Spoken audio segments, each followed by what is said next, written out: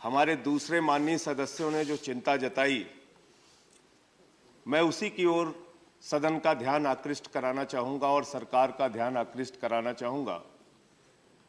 कहीं ना कहीं इसके प्रयास पहले भी होते रहे और इस बिल के माध्यम से यही प्रयास हो रहा है कि भारत के संघीय ढांचे को और राज्य सरकार के अधिकारों को किस प्रकार से अतिक्रमण किया जाए। जब राज्यों के अंदर वन विभाग है, वन्य जीव संरक्षण की जिम्मेदारी बखूबी निभा रहा है, कई राज्यों में परेशानी हो सकती है, कई राज्यों में उनके राज्य के बोर्ड हैं वन्य जीव संरक्षण के लिए, जिसकी अध्यक्षता मुख्यमंत्री करते हैं, जिसकी देखरेख उस बोर्ड की निर्णय लेने की प्रक्रिया में स्वयं मुख्यमंत्री शामिल है। तो ऐसे में उन बोर्ड का अधिकार खत्म करना और सारा अधिकार अपने पास लेना, मैं समझता हूं ये उसी प्रकार की कोशिश है जैसे आपने जीएसटी का बिल लाके राज्य सरकारों का अधिकार छीना, डैम सेफ्टी बिल लाके राज्य सरकारों का अधिकार छीना। अभी राज्य सरकार की जहां तक हम बात करें, आप सोचिए भाखड़ा व्यास मैनेजमेंट बोर्ड है पंजाब के अंदर मान्यवर, और उसमें पंजाब सरकार का एक भी प्रतिनिधि नहीं। आप अगर राज्य सरकार के हर अधिकार को छीनने का काम करेंगे, उसके हर अधिकार को अपने पास लेने का काम करेंगे, तो भारत का लोकतंत्र और भारत की संघीय ढांचा कैसे मजबूत होगा। अभी मैंने यह विषय ऑल पार्टी मीटिंग में भी उठाया था मान्यवर। राज्य सरकारों से आपने कहा कि निश्चित मात्रा में आप कोल आयात कीजिए विदेशों से।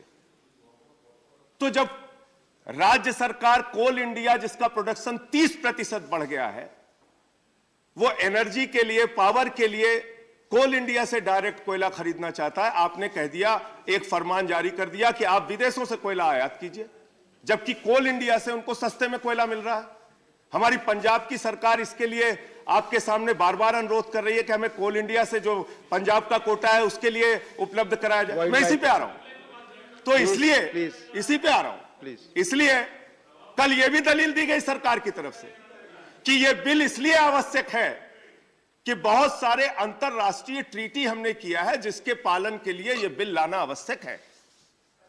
मान्यवर, बहुत सारे bill international treaty human rights को भी लेके है, बहुत सारे अंतरराष्ट्रीय ट्रीटी श्रम कानूनों को लेकर भी है मान्य, मजदूरों के अधिकारों को लेकर भी है। तो आप उनके अधिकार देने के मामले में कौन सा बिल लेके आते हैं, उनको संरक्षण देने के बारे में कौन सा बिल लेके आते हैं। प्रधानमंत्री जी ने बहुत अच्छा प्रयास किया मान्यवर, मैं बधाई देना चाहता हूं प्रधानमंत्री जी को और इस सरकार को भी। चीता लेके आए मान्यवर, पूरे देश ने स्वागत किया, कई घंटों तक टीवी चैनल पर उसका प्रसारण हुआ, अच्छी बात है।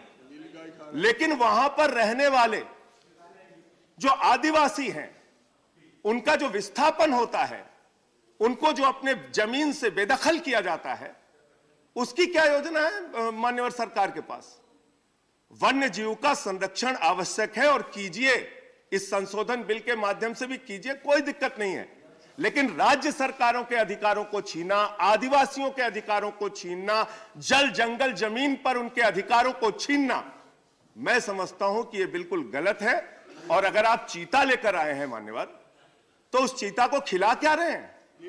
ऐसा तो नहीं है कि चीता को संरक्षित करने के लिए दूसरे जो जीव हैं उनको खत्म किया जा रहा है, उनके सामने परोसा जा रहा है। तो इसके बारे में भी सरकार को अपना जवाब और अपना पक्ष रखना चाहिए। जहां तक वन्य जीव संरक्षण की बात है मान्यवर, हम लोग हमेशा इसके साथ हैं। और अभी तो इंसानी जीव के संरक्षण की बड़ी चिंता है मान्यवर। एक चुनाव हम लोग एमसीडी में जीते हैं, पता चल रहा है उनको भी उठाने की तैयारी हो रही है। इस विषय पे खुलेआम कह रहे हैं कि इंसानी जीव संरक्षित नहीं हो पाएंगे, विषय पर कह रहे हैं मेयर हमारा बनेगा, 30 सीटें कमाई बने।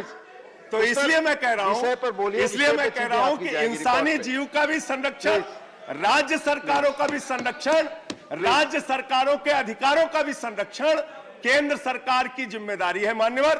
ऐसे बिल लाकर राजभवन, राज्यपाल और एलजी का दुरुपयोग करके जो राज्य सरकारों को अधिकारों को छीनने का आपका प्रयास रहता है, यह गलत बात है और इसको रोकना चाहिए। धन्यवाद माननीय।